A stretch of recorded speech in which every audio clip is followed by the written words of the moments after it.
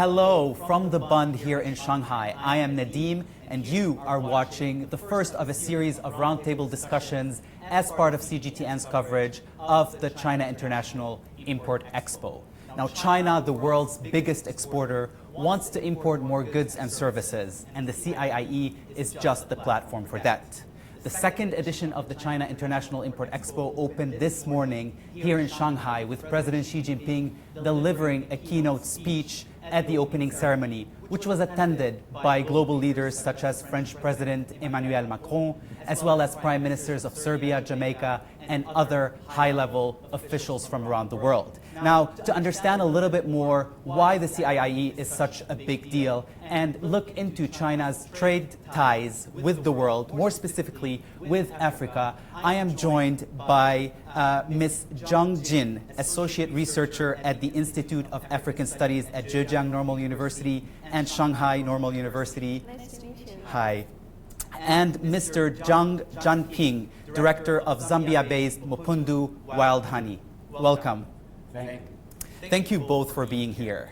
Now, I want to start with President Xi's speech. In the morning, President Xi attended the opening ceremony and delivered a very important speech during which he reviewed what China has done in the past 12 months since the pledges it made at the inaugural event last year about opening up, and then he called on countries to work together for an open global economy in which cooperation and openness and inclusivity are integral part of it. Mrs. Zhang, my first question to you is, what are your takeaways from President Xi's speech? I think it is still showing the Chinese confirmed attitude to the world that we are open, we are friendly to all the participants who want to join our Belt and Road initiative. Mr. Zhang, I need to ask you this question as a businessman who's based in Africa. Today, President Xi reiterated that China is open for business. He said, and I quote, "China is such a big market, you should all come and see what it has to offer." As a businessman based in Africa, how are you planning on making use of President Xi's offer for overseas firms to come to China? I'm very glad to hear CGTN, President CGTN, opening market. China has a big market. This gave us a good business platform. So, let's speak a little bit about the China International Import Expo. Now, China has a huge number of trade shows every year, and these trade shows are either focused on a specific sector or industry or a specific region. For example, you have the China ASEAN Expo that happens in Nanning, you have the China Arab States Expo that takes place in Ningxia, and then this year for the first time we had in June the China Africa Economic and Trade Expo, which happened in June, as I said, in Changsha. Now, Ms. Zhang, why does China need an expo just for imports?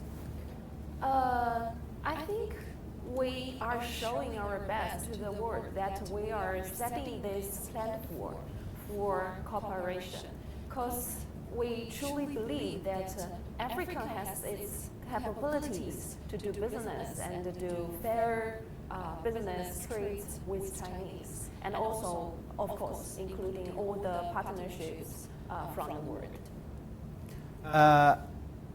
This year, the numbers we've had from the organizers, even before the CIIE opened today, are just astonishing. There's 3,000 enterprises that are here in Shanghai, representing over 150 countries and regions from around the world. Why is CIIE so attractive? It's already in its second edition. Why are so many people joining it? This question. Yes, for Ms. Zhang, not for Mr. Zhang. Yeah. Right. I think because China is developing, it's a developing country. Right now, we are trying our best to move into another inclusive and scaling up economic in the future. I think this is a good opportunity for all the world to see what exactly China is doing. And based on the first Expo success, maybe all the other countries want to see what's the truth of China's exportations and what the opportunities they can gain from this export. What do you think they can gain from joining in this expo, especially for African countries? For African countries, I think China had already provided for the least developed countries. China already provided 2 free standard for the standard wood for these countries, and these countries can use this free stage to tell their own stories, what their goods are exactly the good qualities or something, and attracted all the attentions from the world. I think it's a good opportunity for them. You've said to tell their stories, and we were speaking a little earlier, and you've told me that last year you've been 6 times to Africa. What is the story of Africa that is not being told, or that not a lot of people know of, that the expo here, the CIIE, can help, show? I think Africa has a lot of resources and good quality goods, but these are the parts that Chinese public not familiar with. For example, I had asked in my WeChat circle, and I say, okay, anyone can provide the question that you want to buy something from the Africa countries. And they will ask me, what? African countries has something to buy or something. So it shows that the Chinese public not familiar with African's market, with African's qualities, and with African goods. Yeah. So I think these exports can give the chances to the African countries to show what they have and what they can provide exposure, to the world. Basically. Yes, not only to the Chinese, but also to the world. Right, and also not only from African companies, but companies from around the world. Yes. Right. Mr. Zhang. Now this time it's for Mr. Zhang. This is your 2nd time at the expo. Yes. I want to go back to a year ago. Last year, why did you come to the expo, and why did you decide this year to come again? The first China International Import Expo, our company enjoyed it and appreciate it very much, because the expo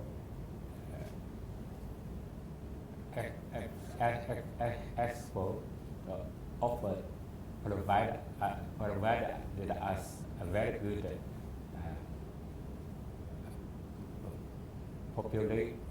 population Opportunity. Opportunity. Okay. Or rising. Popularity. Okay. Yes, Okay. yes. Very good. More than last time, more than 7 customers tasted our honey, and 2 companies purchased our honey by over $2 million. Okay. So it was so good last time that you wanted to come back. Yes, I want to come back again, and we are expanding our foods and increasing our products. Okay. So when you say increasing your products, is it just these products are just for the China market, or do you want to make them popular also in China? I want to market in China. Okay. Okay. So obviously you have firms and enterprises like yourself, and then on the opposite side we have the Chinese potential business partners, the buyers. 500,000 buyers are starting from today going to the CIIE. Mr. Zhang, when you're looking for, you said last year you had 2 companies that bought from you. What are you looking for in a Chinese business partner? So when a company comes to you, what kind of company are you looking for? Food company. Okay. Big A big company. Yes. Any other features? Consumers also we are welcome. Okay, so a question about this, because a lot of companies come and they don't realize how big the Chinese market is. Is your company able to have large-scale production, let's say of honey, because you have a honey business? If China is such a big market and everyone wants to enter this market for many reasons, but as a company from Zambia, do you have the means to make a production as big as what Chinese consumers might want? I don't think so. Okay. Because China is a very big population. Okay. Very large. So how do you make sure that your supply meets the demand? I think I only can supply 2%. Okay. People, Chinese people can use our product, honey, because China plenty people. Plenty of people. Yes. So you're part of the Food and Agricultural Product Pavilion, right? Yeah. Because basically what you're selling is, or what your enterprise is about, is honey. Yes. Now Zambia, they have vast forest, plenty forests Yeah. can beekeep. Okay. But now just they are exploit Uh-huh. 30%. Okay. The 70% didn't have it. So there's more room. Small going away can Make it bigger. Make it Okay. bigger. Okay. So there's more room for you to make Yes. more honey and then to sell more honey to China. Yes, because now the market Yeah. China is small. Zambia is small population. Yeah. So we want China big market. When China consumers accept our product, we can increase our output. Okay. I want to speak a little bit more about the China-Africa ties. Mr. Zhang here is telling us his experience with trying to export honey to China. But at the end of the day, China is the world's largest developing country. Africa is the world's largest developing continent. And there's a lot of cooperation happening on so many fronts and in so many, under so many frameworks. The Belt and Road Initiative, you mentioned it at the beginning, is one. We have the FOCAC as well. The CIIE, Ms. Zhang, where does it fit in this patchwork of connectivity between China and Africa? I think it's deep in ways, because we know for FOCAC we had already worked well for this years, but we on this road we find that we can benefit from both sides, but we also need to be better from very specific items, like we can boost more fair trades. Yeah. So I think this expo showing this ways that we are moving on this road, that we benefit that we are doing our more practical ways for better there. You mentioned benefit. Obviously, China is about mutual benefits. It's a win-win cooperation, and this is what perhaps the China's model of doing trade is all about, is that we win, you win. China obviously needs Africa, and Africa needs China. And so it's a two-way sort of dialogue or two-way communication. How can the two benefit each other? I think we need to both our sides. You mean from the first step, it's a country and the continent. But if we put it in two sides, but countries should also learn from the African continent. Chinese also need to learn something from the African people. So Like what? like the cultures, Okay. like the respect for the natures. We have many common issues we shared, but we also have something can be learned from each other, right? So this is one part. But the other part is that based on economics, I think economic, especially trade, are based on the equal, how can I say, the values that we given our part and you trade for the other part. It's equal items, not someone want to colonize or something. Okay. We'll get back to that later on because there's a lot of buzz, a lot of noise around China's engagement in Africa. We'll get back to this in a minute. I've asked you what is the importance of CIIE to African countries earlier. Now I want to ask you how important it is for the CIIE to have African countries or even countries from around the world in it.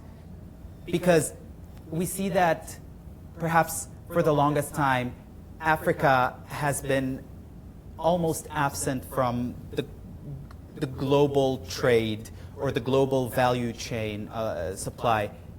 Now that there's the CIIE, and last year we had 42 African countries. This year we have over 200 enterprises from Africa, including Mr. Zhang's enterprise. They're present. They're saying that we're here. How important is that for CIIE first, for China and for Africa? I think CIIE is a window to see first part is to help the Chinese people to see how big the world it is. For the future, if China want to be a responsible country, then its citizens also need to be knowledgeable by the world, how the world it is, how the Africa truly it is. I think it is a good window to see what's happening in the world, especially for the advanced technologies and the rural natures that showing the beauties and adventures, something like that. So that is for Chinese part. But for the outsiders, for example, for the businessmen in the world, they also really touched the Chinese market. They can really see what is China's look like. It is not only heard by the media, but they can work in Pudong Street and they can see beautiful views. They can have their own experience. Also, they have the good chance to export their goods to Chinese market. You had already mentioned that China had an amazing immerse consumers. I think for every businessman, it is a very charming market. You've spoken about understanding each other's culture, right? Chinese understanding what the African values are, and African entrepreneurs understanding what Chinese values are. How important do you think, before doing business, to understand each other's cultures? I think it's based on the respect, and I think based on the respect to each other, it is very basic and very important, right? Mr. Zhang, you know, you're basically a food company. You said you have your honey. The last year, one of the biggest trade deals that happened at the CIIE were at the Food and Agricultural Pavilion. And so a lot of the Chinese buyers this year are looking forward to see what new items companies like yours from Africa, from Southeast Asia, from Latin America, from all around the countries are bringing. What do you think Africa has, or African enterprises have, that other companies don't have? What is the advantage of Africa, basically, at the CIIE? I think the Africa advantage is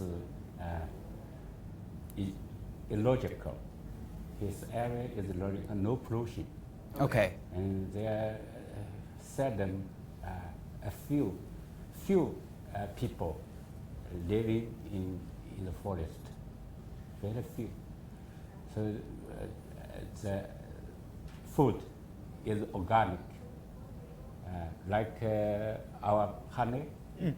Other countries maybe they're man-made bees, but in Zambia the bees is wild. They're never man-made. They don't have domesticated. Yeah. They use beeswax to attract wild bees to come into beehives. They make honey. So it's very traditional and very natural. The honey is very pure. In other countries, maybe they harvest honey 2 or 3 weeks once, but in Zambia, once in a year. Every year they harvest once. Okay. So they are very thick, and the Zambia honey contains rich bioflavonoids, phenolic acids, Okay. and enzyme activity. So the bees were very strong. It's stronger than other countries. They can fly. Yeah, the bees in Zambia can fly more than 200 kilometers one time. But other countries like China, Italy bees, and China bees, they're just less than 10 kilometers one time. So very strong and very aggressive. All right. So basically what you're saying is that the agricultural products of Africa are more organic, and that might appeal to the Chinese customers more than other yes, the honey countries. in Zambia of ingredients are Okay. very good for people's health. All right. Africa is, I want to speak a little bit more now about how Africa is evolving and developing, because Africa is in such a dynamic state of development, same as China. But with Africa, we're seeing industrialization happening. We're seeing some of the fastest growing economies in the world are right now in Africa. We're seeing an expanding urban middle class. Ms. Zhang, what do you think are the development needs of Africa at this moment? I think if I using one sentence to summarize, I think African countries or continent need to have its own way to go. So it needs to be identified by themselves. Recently, the urbanization in Africa is booming, and 20% of this urbanization population are young people. So they need more job opportunities. They need more. They need better living standards and others. So I think in this process, both country and the people, they need to identify which way or which the game they want to have, right? How can China contribute to Africa's development? I think China had given our own stories. I don't think China need to teach Africa to do something because we are not their teachers, but we treat them like the brothers. If we are the brothers, we trust you, we respect you, and we believe that you can find your own way to build your houses, something like this. But if you have some troubles, we will support you by no means. So I think China and Africa are in this stage that we firmly support African countries' development, but we not involve you. We're running out of time, but I have a few more questions that are very pressing, and I need to ask them before we end. One of them is you spoke about the need for entrepreneurs from Africa or from elsewhere to come to China and see it for themselves, not hear it on the media or read it in the articles. Because and then I said that there's a lot of noise around China's investment in Africa. There's a lot of accusations that have been hurled at Beijing, at the Chinese government, that there's predatory practices in Africa, that there's neo-colonialism, that there's debt trap diplomacy. So that's one part of the argument. And then we see surveys from the African continent coming out that show locals seeing China in a different light. There's a Pew Research that came out a few months ago, and I want to read one part of the findings. They say, the majority or pluralities in each of the Middle Eastern, Latin American, and Sub-Saharan African countries surveyed have a favorable view of China, ranging from a low of 46% in South Africa to a high of 70% in Nigeria. Now, this survey by Pew Research Center was conducted earlier this year, and it involved 35,000 people from 32 countries in the world. And so you hear suspicion, criticism, accusations, and then you hear another story. What's behind this? What's behind the suspicion? Is it warranted? Is it justified? I think the two different views just to show two different perspectives of people. So the question is which part you want to listen. If you want to listen to by the rumors, then it means you are not the wisdom. Okay. So there's a word that the rumors stops when the wisdom comes. Okay. Right. So I think if you want to see the fact, then you can look at the data and ask the people by the public. So if the people respond well, then maybe stories are true. Okay. I'm going to ask, because you're like, ask the people. You're Chinese who's been living in Zambia since 2006. Based on your personal experience with Zambians, with your goings or your movement in Africa, how do Africans, and more specifically Zambians, because that's where you're based, how do they see China? Do they see China as a threat, or do they see China as a brother, or do they see China in a good light? They see China a brothership. Okay. Yes, they are very Tell like me more. Chinese. Why? Because they said Chinese government is supporting Zambia, and the Chinese enterprises gave plenty of jobs to Zambia. They train them how to do the job, skill and technology. Not only take, but also give. Like me, I keep beekeeping, get honey from Zambia to China, but money is remain in Zambia. Zambia people, they are farmers in forest. They are very poor. They don't have enough money to eat. So they should cut the trees, then make charcoal. Maybe these trees are growing for hundreds or thousands of years, but they cut, they make charcoals to sell, get the money, then buy food. Okay. But if I beekeeping, it's a sustainable industry. So you're offering them something Yes, else. and prevent deforestation. Okay.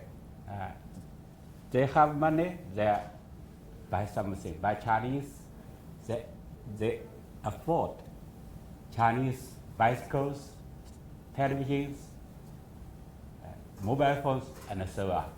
So this is really win-win cooperation. Win-win cooperation. Cooperation. Yes. One last question. When we speak about trade, we're seeing explosive growth between trade between China and Africa. The numbers are just astonishing. In 2000, trade between China and Africa was 10 billion. 2018, last year, 204 billion US dollars. And this is according to the Chinese Ministry of Commerce. We're seeing, this more intimate trade ties between China and Africa. But at the same time, with this trade growth, we're seeing trade imbalance, trade disparity.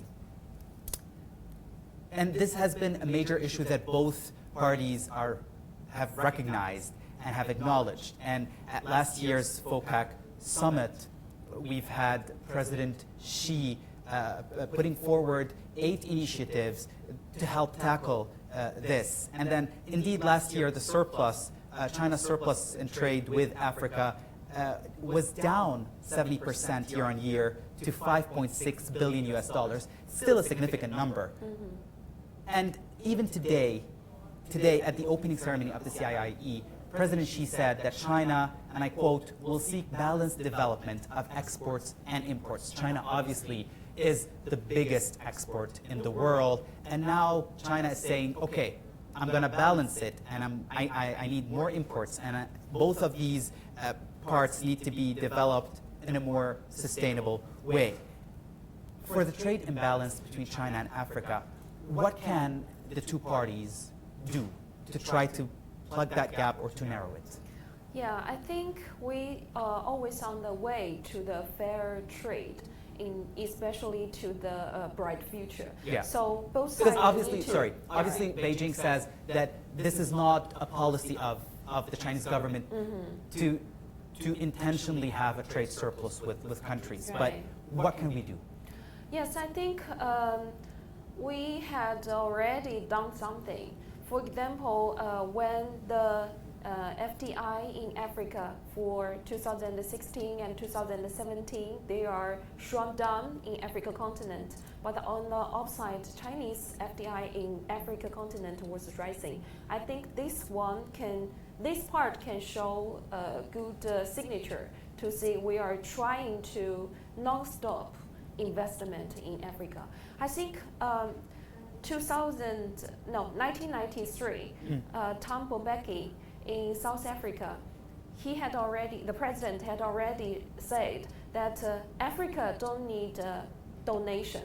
Africa continent need investment, and I believe that Chinese continent and the Chinese and the African continent And and China, the African countries have its capabilities to build their own economic, to export more good things by themselves. So if we are showing this platform, we are giving more clear about our policies for like free tariffs to African countries, then Also, African countries. also lowering tariffs on all the imports as well. Right, exactly. So I think more African countries can benefit from this.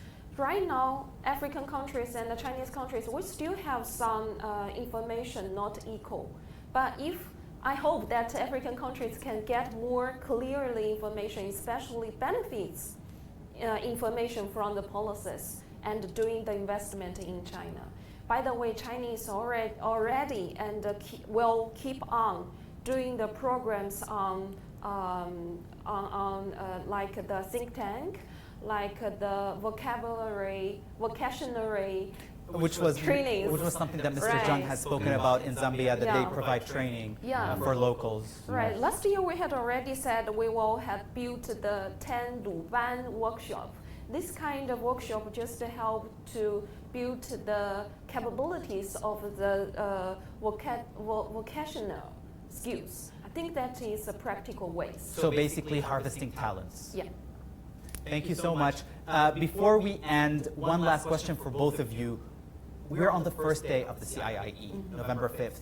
What do you expect in the upcoming 4 days? I hope a lot of new ideas. Well, for example, I have noticed that technical face something can help women be more beauty. Okay. Something like this. Okay. Right. What about you, Mr. Zhang? What do you hope for, or what do you expect from the second CIIE? Yes, I second CIIE. To more people like our honey. Our slogan is no, there is no best, only better. We are always on the way to pursue better honey. Okay. To All get right. Chinese. Right. Thank you both for being here with Thank me you. on the first roundtable discussion for the CIIE. Thank you again for being here. Thank you. With this, we come to the end of our live stream here from the Bund in Shanghai. Thank you so much for joining us. Stay tuned to CGTN on our social media accounts on Facebook, Twitter, Weibo, WeChat, and YouTube to stay informed of what is happening here in Shanghai with the China International Import Expo. Log into cgtn.com or download our app for more information and in-depth analysis, as well as live reports from the scene. Thank you again for watching, and we'll see you soon.